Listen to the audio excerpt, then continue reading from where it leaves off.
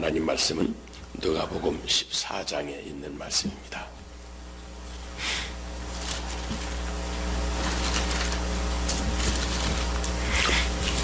누가복음 14장, 잘 아시는 말씀, 14장 23절에 있는 말씀 한 절 말씀만 봉독합니다.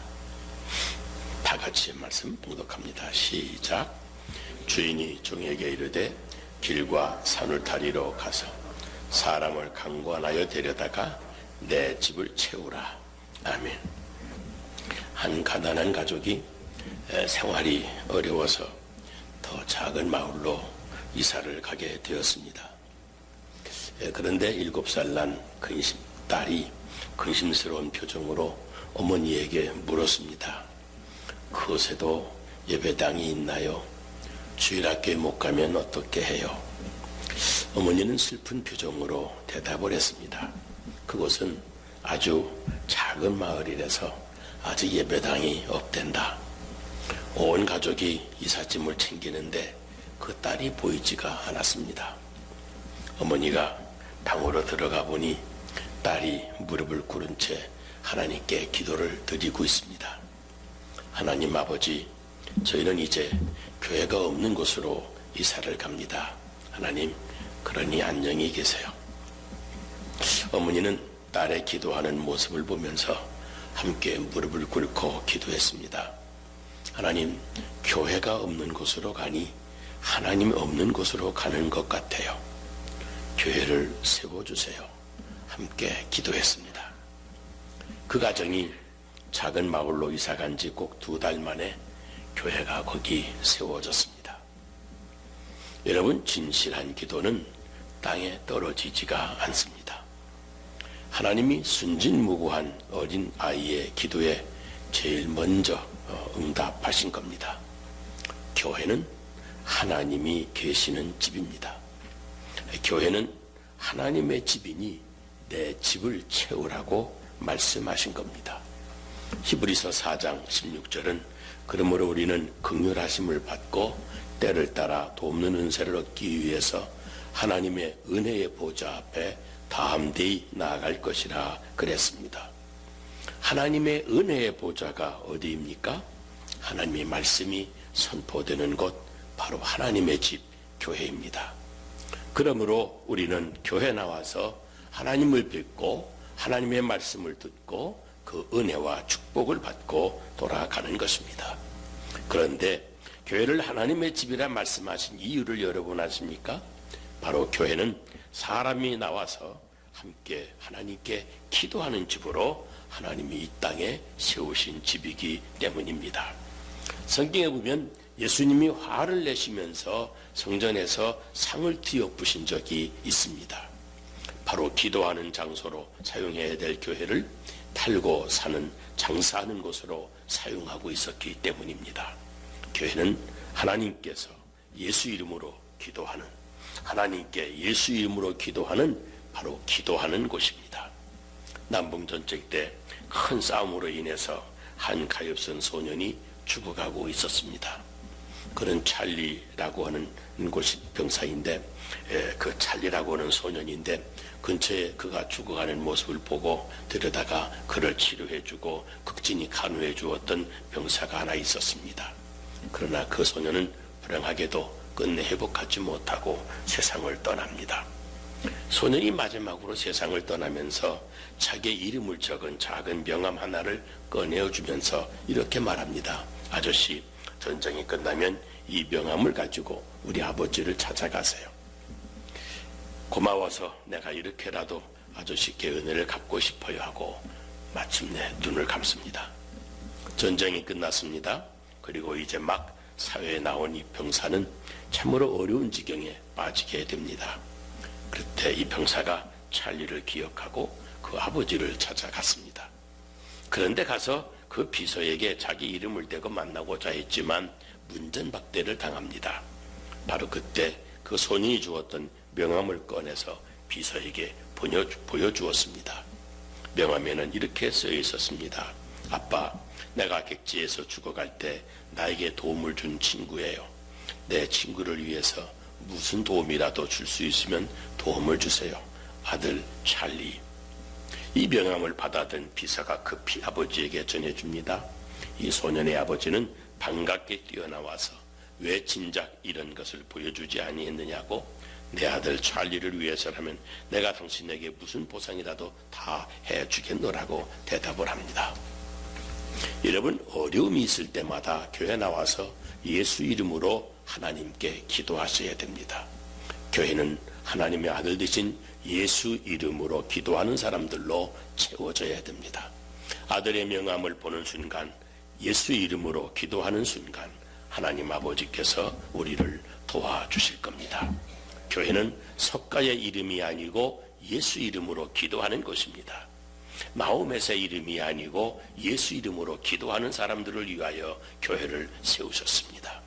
교회는 세상에 위대한 어떤 사람의 이름이 아니고 예수 이름으로 기도하는 곳입니다. 그래서 내 집은 만인이 기도하는 집이라고 말씀하신 겁니다. 그런데 여러분, 기도도 한 곳에 모여서 기도가 축적이 되어야 역사하는 힘이 크다는 것 아십니까? 댐이 산골짜기에 세워지려면 수개월이 걸려서 건축공사가 이루어집니다.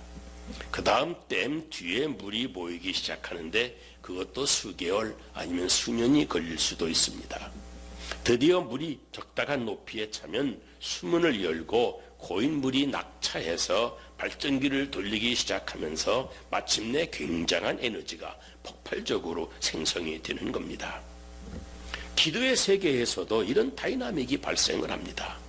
그래서 하나님은 성도들의 기도를 모으려고 이 땅에 교회를 세우신 겁니다.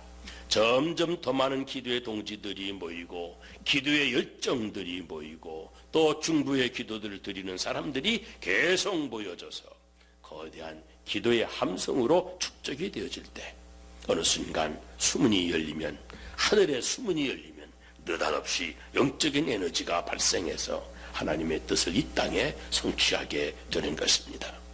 그래서 기도는 중보의 기도가 필요하고 합심 기도가 더 필요한 것입니다.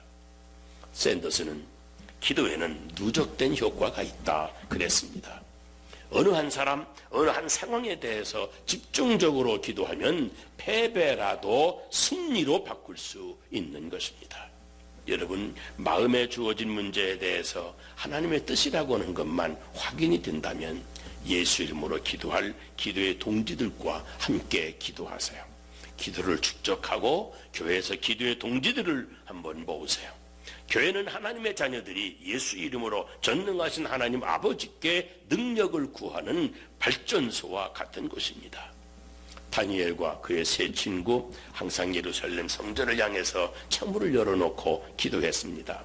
그렇기 때문에 사드락과 메삭과 아벳느고는 풀무불에서 살아났고 다니엘은 사자굴에서도 살아날 수가 있었습니다. 기도는 나를 살리고 너를 살리고 우리 모두를 살리는 겁니다. 일찍이 이사야 선지자가 말했습니다. 여호와의 손이 짧아 구운치 못함도 아니요 귀가 둔하여 듣지 못하심도 아니라 오직 죄악이 너와 너의 사이, 하나님 사이에 벽을 만들었느니라. 죄는 우리 사이에 벽을 만들어서 우리의 기도를 방해합니다. 하늘 축복의 통로를 막아버립니다. 그러나 하나님의 집 교회에서 예수 이름으로 구하는 기도는 모든 벽도 헐어버리고 축복의 통로를 개통합니다. 그래서 야고보 사도는 말했습니다. 하나님을 가까이 해라. 그리하면 그가 너희를 가까이 하시리라 그랬습니다. 예수 이름으로 하나님의 집을 찾아와서 예수 이름으로 기도하고 축복받는 곳이 바로 하나님의 집, 우리 교회입니다. 그러므로 예수 이름으로 기도하는 사람들과 함께 아버지의 집을 채워야 될 겁니다. 사람들을 데려다가 내 집을 채워라. 믿음으로 예수 이름으로 기도하는 사람들과 함께 하나님의 집, 우리 교회를 채우시는 여러분 다 되시기를 주의 이름으로 축복합니다. 둘째는 교회를 성경에 보면 하나님의 창고라고 설명을 합니다. 말라기 3장 10절에는 11절을 어디에 드려야 할지를 설명하면서 만군의 여호와가 말하노라 너희의 온전한 11절을 창고에 드려 나의 집에 있게 하라고 했습니다. 성도들이 11조를 다른 데 드리지 않고 하나님의 창고에, 하나님의 교회에 들여서 하나님의 집에 양식이 있게 하라고 구체적으로 말씀하십니다. 그러므로 11조는 내가 등록해 출석해서 영의 양식을 먹는 내 교회에 드리는 것이 맞습니다. 11조란 내 모든 것의 주인이 하나님이심을 믿고 고백하는 신앙 고백입니다. 내 수입의 10분의 1을 하나님께 드리는 헌금입니다. 그러므로 정한 금액이 없습니다. 수입이 많으면 많은 대로, 적으면 적은 대로 그 10분의 1을 하나님께 드리는 겁니다. 사실 이건 대단한 결단, 아주 대단한 커미트먼트입니다. 그래서 믿음대로만 드리는 헌금이라고 말합니다. 은퇴해서 월폐하나 수술세를 받으시는 분들도 얼마가 되었던 그 금액의 10분의 1을 하나님께 드리는 겁니다. 심지어 수입이 없어서 모아놓은 돈으로 사는 분들도 그 일상생활 비용의 10분의 1을 하나님께 드리는 겁니다. 그것이 성경적인 원리입니다. 우리 성도에게 있어서 내 교회는 나의 11조를 드려서 양식이 있게 해야 될 지상에 세우는 유일한 하나님의 창고인 겁니다.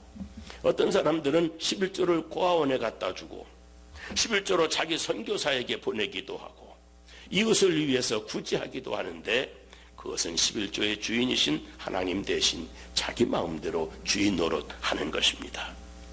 그것은 자기의 의를 드러내는 자랑이 되기가 쉽습니다. 11조나 헌물이나 구제나 주의 몸된 교회를 통해서 전해지도록 하는 것이 성경의 원리입니다. 또 11조 하면서 무명을 하는 것을 뭐 대단한 공로로 생각하는 분들도 있습니다. 아닙니다. 잘 기억하세요. 사랑으로 하는 것은 숨깁니다. 구제도 숨어서 하는 겁니다. 그러나 믿음으로 하는 것은 선언하는 것입니다. 그러므로 11조는 하나님을 구제하는 것이 아니고 믿음으로 하는 것이기 때문에 자기를 밝히고 하는 것이 마땅합니다. 구제 헌금을 한다든지 이웃을 도울 때에는 오른손이 하는 것을 왼손이 모르게 해야 됩니다. 내 돈이 누구에게 갔는지 몰라야 됩니다. 기억도 하지 말아야만 됩니다. 믿음으로 공개적으로, 선행은 은밀하게, 믿음은 공개적으로, 선행은 은밀하게, 이것이 성경의 원리입니다. 문제는 신앙적으로 또는 환경적으로 온전한 11조를 드릴 수 없는 사람들이 있습니다. 믿음이 아직 모자라서 드리지 못할 수도 있고 환경적으로 11조를 드릴 수 없는 분들도 있습니다. 이런 분들을 위해서 교회는 주정금을 드릴 수 있도록 하고 있습니다. 온전한 11조는 아니지만 내가 작정한 대로 매주일 믿음으로 일정한 헌금을 드리는 겁니다. 물론 이것은 주일헌금이 아닙니다. 주정헌금은 11조를 드리지 못하는 사람들이 11조를 드릴 수 있을 때까지 11조 대신 드리는 헌금입니다.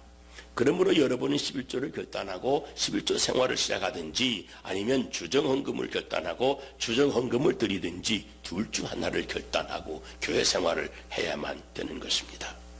어떤 분이 11조를 결단하면 깜짝 놀랄 일이 생긴다고 하면서 이런 간증을 했습니다.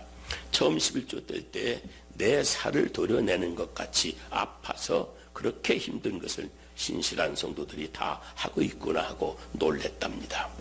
사실 그렇지 않았겠습니까? 어떻게 번 돈인데 얼마나 생활이 어려운데 얼마나 힘든 결단이겠습니까? 그런데 얼마 동안 했더니 너무나도 기쁨으로 드릴 수가 있어서 놀랬답니다. 왜냐하면 열에 하나를 교회 갖다 드리고 나머지 9을 가지고 살아가는데도 이상하게 수입과 지출의 균형이 맞추어지면서 더 풍성하게 살고 있는 것을 경험하면서 놀랬더랍니다. 또 한 가지는 11조를 바치는 날이면 왠지 교회 빨리 달려가고 싶고 하나님 앞에 기쁨이 되고 은혜가 되는 것을 느끼면서 자기 스스로 놀랬다고 그럽니다. 그리고 날마다 물질에 얽매이지 않고 자유로워지는 자기 생활을 보고 또 놀랬답니다. 물론 11조 생활을 꾸준히 하는 여러분들은 다 같이 경험하는 사실인 줄로 압니다. 그리고 성경은 11조 하는 성도에게 축복을 이야기해 주고 있습니다. 첫째는 하늘문이 열리는 복을 받습니다. 11조는 하나님이 내 모든 것을 주인 되심을 시인하는 것이기 때문입니다. 하나님의 주권을 고백하는 사람들에게는 언제나 하늘 문이 열리게 되어 있습니다. 주는 그리스도시요 살아계신 하나님의 아들입니다. 베드로가 고백할 때 하나님, 우리 예수님은 천국 열쇠를 내게 주겠다 그랬습니다. 하나님의 주권을 고백하는 그 믿음으로만 하늘문이 열리게 되어지는 겁니다. 기도를 드림으로 나에게도 하늘문이 열려서 성령의 충만함을 받게 되고, 기도 11조를 드림으로 나에게도 하늘문이 열려 땅의 축복도 받게 되어지는 겁니다. 11조 생활로 하나님이 주인이심을 고백하는 자에게 성경은 황충이 금해진다고 말씀합니다.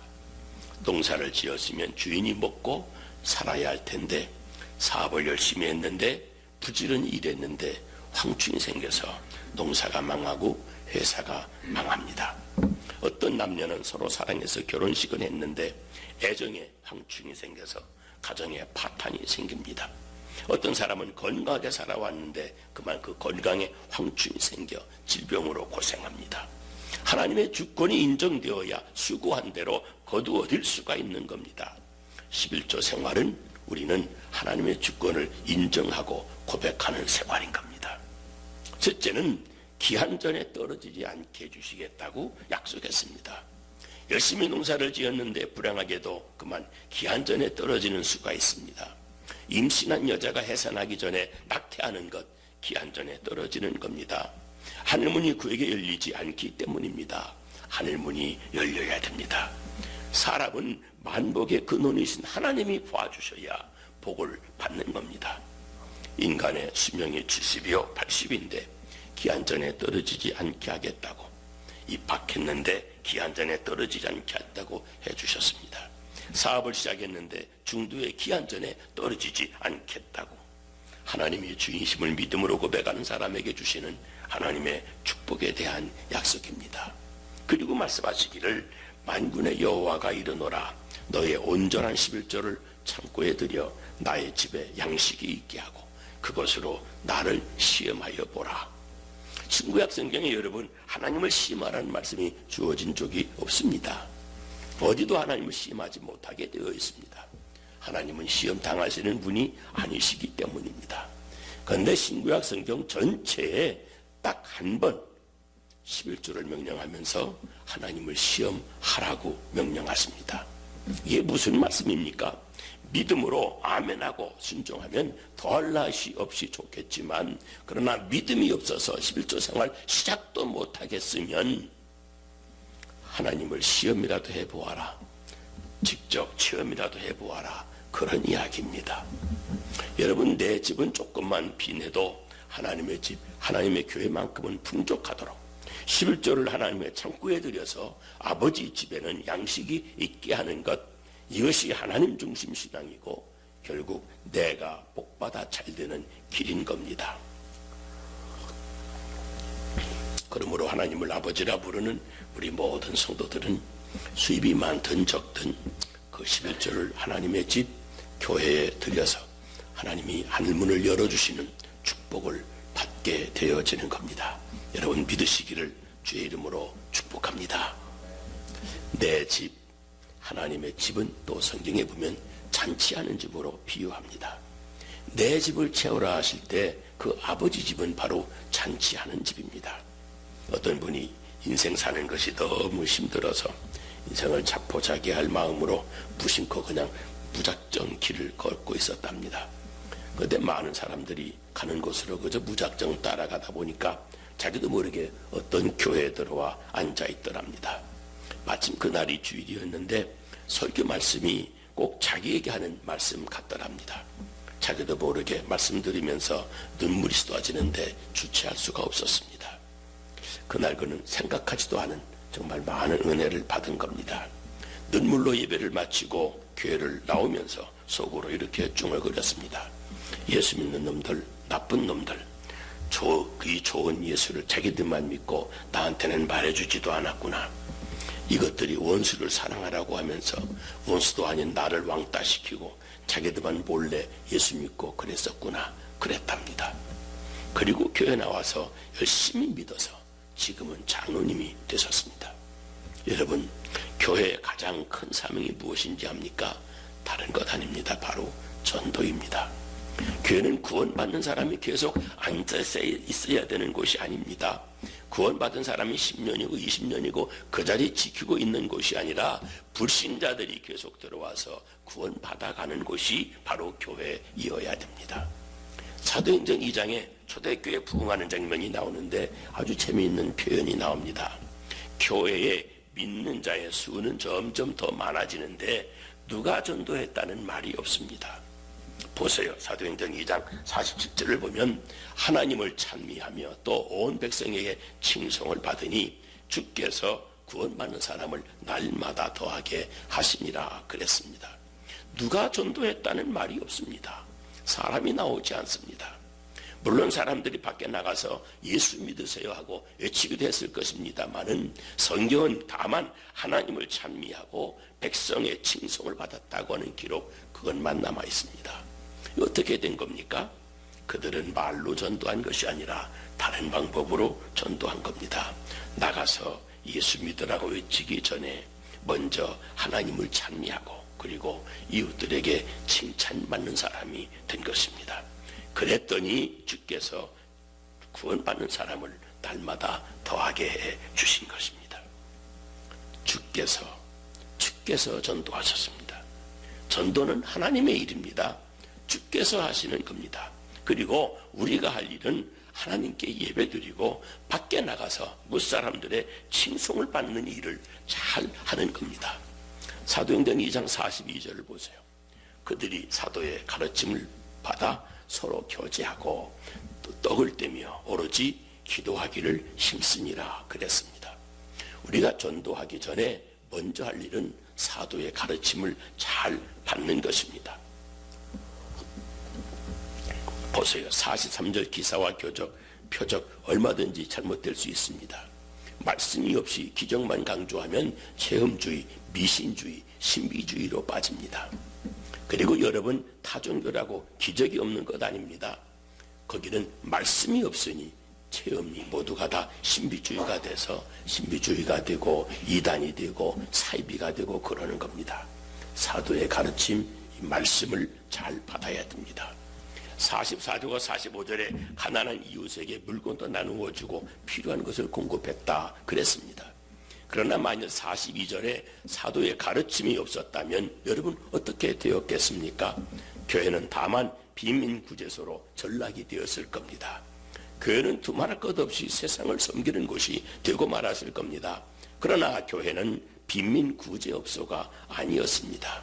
빈민구호 단체는 쌀만 주지만 교회는 언제나 복음을 주는 것입니다. NGO 단체는 양식도 주고 약도 주고 집도 지어주지만 교회는 언제나 그 진리와 함께 말씀을 함께 줍니다. 이 라스베가스에서는 목회를 해도 목사님들이 많은 시행착오를 겪게 됩니다. 어느 분이 상황이 아주 급하게 되었다고 하면서 도와주시면 일주일 후에 꼭 갚겠다고 하는 겁니다. 그래서 얼마나 딱하면 이 목사에게까지 찾아와서 도와달라고 하나 해서 얼른 도와드렸습니다. 그리고 한 주간이 지나자 정말 그 일부를 감사한급을 하나님께 드리는 것이었습니다. 그런데 몇 주일 지나자 다시 찾아오더니 아파트에서 쫓겨나게 되었다고 당장 얼마가 필요하니 도와달라는 겁니다. 이 마음 약한 목사가 또 도와드리지 않았겠습니까? 그런데 그 다음날 제가 뷔페 식당에서 식사를 하고 나오는데 보니 그분이 저 앞에 긴 줄에 서서 기다리고 있는 겁니다. 제가 라스베가스 목회 시행착오를 알아차린 게 바로 그 순간이었습니다. 그 줄이 무슨 줄이었는지 아십니까? 바로 갬블을 하고 환전소에서 돈을 받고 위해서 주는 서는 줄이었습니다. 여러분, 교회 목사님한테 돈 빌려가지고 온 그 돈으로 도박하고 술 마시고 약 사먹는 겁니다. 그걸 모르고 도와준다고 도와드린 겁니다. 그 순간 예수님의 말씀이 생각이 났습니다. 마태복음 4장 4절에 사람이 떡으로만 사는 것이 아니요 하나님의 입으로 나오는 모든 말씀으로 살 것이라. 그때부터 다시는 돈을 주지 않기로 했습니다. 인색한 목사란 말 들어도 말씀을 주는 데만 집중하기로 했습니다. 그렇습니다. 밥을 주면 배고픔은 변하지만 하나님의 말씀이 없이는 인간의 영혼의 허기를 면하지 못하고 그 심령이 죽고 맙니다. 사도의 가르침, 바로 말씀이 핵심인 겁니다. 그리고 우리가 전도에 대해 몇 가지 알아야 될 것이 있습니다. 우리는 전도는 나 혼자 하는 것이 아니라 우리가 다 같이 하는 것임을 알아야 됩니다. 전도는 한 번으로 되는 것이 아니라 오랜 시간이 걸릴 수 있다고 하는 것을 알아야 됩니다. 전도는 나와 관계없는 사람에게 하는 것이 아니라 나와 오랫동안 관계를 맺는 사람에게 하는 것임을 알아야 됩니다. 그리고 전도는 말로 하는 것이 아니라 섬김과 사랑으로 삶으로 보여줌으로 전도하는 것임을 알아야 됩니다. 우리 한국에서 실제로 1400개의 교회에 처음 등록한 새신자들을 대상으로 조사를 했답니다. 어떻게 교회를 나오시게 되었습니까? 하고 물었더니 통계가 이렇습니다. 자발적으로 왔습니다가 2% 내지 3%, 전도지를 보고 왔습니다가 1%, 교회학교 프로그램 때문에 2 내지 3%, 목사님의 명성과 TV를 보고 교회 찾아왔다고 하는 사람이 3% 내지 4%, 나머지 약 85%가 누군가에게 이끌려 나왔다고 하는 겁니다.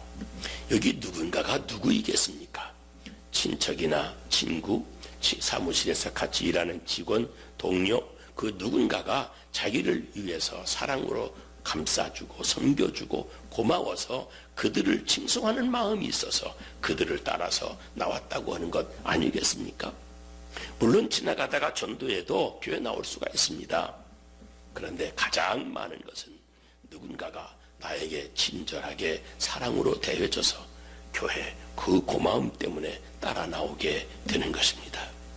그렇다면 여러분, 직장에 가서 그 중에 몇 명이라도 특별히 사랑해주고 섬겨줄 수 있지 않겠습니까?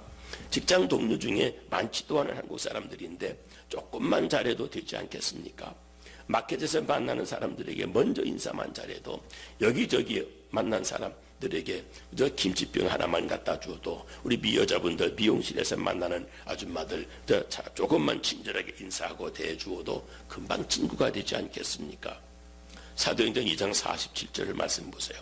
하나님을 찬미하며 또 온 백성에게 칭송을 받으니 주께서 구원받는 사람을 날마다 더하게 하시니라. 우리가 할 일은 온 백성에게 칭송받는 사람이 되어지는 겁니다. 조금만 더 친절하게 대해주고 좋은 사람이라고 인사성 밝은 사람이라고 조금만 친절하게 잘 대해줘도 주변 사람들의 칭송을 받게 되어지는 겁니다. 그럴 때 하나님이 구원받는 사람을 날마다 더하게 해 주시는 겁니다. 각 구역에서 전도하는 일은 4가지로 요약할 수가 있습니다. 구역장들 여러분 명심하고 구역 모임에서 잘 실천해 주시기를 바랍니다. 첫째는 사람을 정해놓고 전도를 위해서 기도해야 됩니다. 서로 전도하려고 하는 대상 그 리스트를 작성해 놓고 구역 모임 때마다 그 이름을 불러가면서 함께 기도합니다. 여러분, 기도 없이는 절대 영혼 부원은 불가능합니다. 두 번째는 관계 설정입니다. 전도하려고 하는 대상과 효과적으로 관계를 맺어야 됩니다. 한 사람이 친절하게 대해주는 것보다 2-3 사람이 함께 섬겨주면 더욱 좋습니다. 어려운 일 당했을 때 도와주고 음식 함께 나누어주고 아플 때 신방도 함께 해주고 기도해주고 또 어찌하든 좋은 친구 관계를 맺어가는 일입니다. 세 번째는 초청하는 겁니다. 불신자는 처음에 교회 나오는 것을 두려워합니다. 그래서 구역으로 먼저 초청하는 겁니다. 구역 식구들이 서로 따뜻한 사랑을 베풀어 줍니다.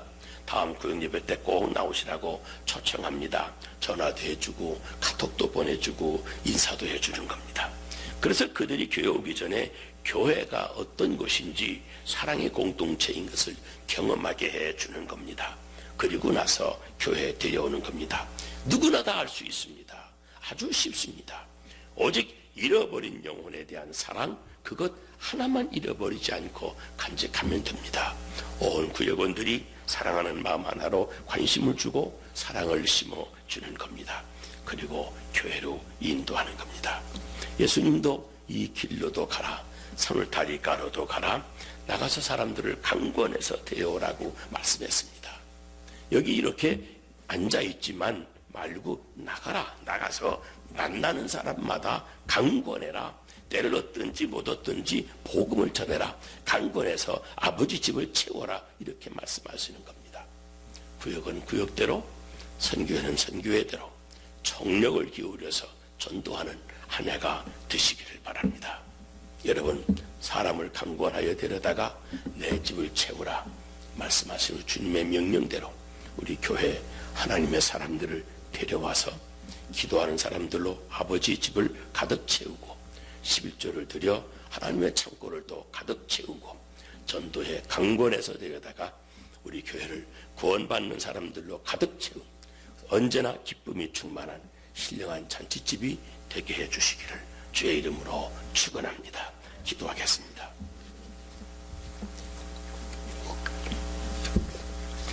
거룩하신 아버지 하나님, 주님의 사랑을 감사합니다. 연약해서 넘어질 때가 있고 부족해서 실수하고 도리어 많은 사람에게 상처 줄 때가 많은 저희들입니다. 사도행전 초대교회를 보면 무사람들을 믿지 않은 세상 사람들에게까지 참 좋은 사람이라고, 친절한 사람이라고, 그렇게 사랑이 깊은 사람인 걸 몰랐다고 칭송을 받는 사람들이 바로 초대교회 교인들이었음을 압니다. 그러기 때문에 많은 사람들이 칭송받는 그 사람을 따라 아버지의 교회에 찾아 나와 교회를 가득 채웠던 것을 저희들이 압니다. 아버지 하나님, 저희들 예수 믿고 신앙생활하면서 입으로만 전도하지 아니하고 우리의 생활로 전도해서 많은 세상 사람들이 바라볼 때 정말 예수 믿는 사람답다고, 하나님의 사람답다고 부러워하며 존경하며 사랑하며 칭송하는 그런 사람이 되게 해주셔서 그 시선, 그 칭찬, 그 명성으로 인하여 많은 영혼들을 주의 몸된 교회를 데리고 와 채울 수 있는 저희들이 되게 해 주시옵소서. 교회 와서 먼저 기도하는 마음으로 이 교회를 채우게 해주시고 아버지 있는 정성 없는 정성 주 앞에 다 드려서 교회 11조를 드려 교회가 충만하게 채워지게 해주시고, 특별히 새로 믿지 아니하는 사람들일지라도 믿는 사람으로 데리고 와서 이 교회가 구원받는 사람들로 가득 채워지는 잔치집이 되게 해주시기를 원합니다. 2020년 한 영혼이라도 더 주님 앞에 데리고 오게 해주시고 우리들 생활 가운데 정말 하나님이 내 모든 것 주시는 것인 것을 믿고 주신 것 감사함으로 드리는 11조로 이 재단을 채우게 해주시고, 언제나 우리는 예수 믿은 지 오래된 것이 자랑스러운 것이 아니라 예수 믿은 지 얼마 안 되었지만 얼마나 많은 사람을 주님 앞으로 데려왔는지 전도의 결과가 내 신앙과 내 인격의 증거인 것처럼 아버지 앞에 인정받고 사랑받고 축복받는 우리들이 되게 하여 주시옵소서. 강권하여 데려다가 내 집을 채우라. 주의 금년도 주신 피오를 저희들이 주일마다 생각하며 은혜를 받습니다. 우리를 향하신 하나님의 말씀인 줄로 압니다. 여기에 주저앉지 말게 하시고 열심히 복음을 증거하고 하나님의 계획을 충만하게 채울 수 있는 저희들이 되게 하여 주옵소서. 예수님 거룩하신 이름으로 기도 드리옵나이다. 아멘.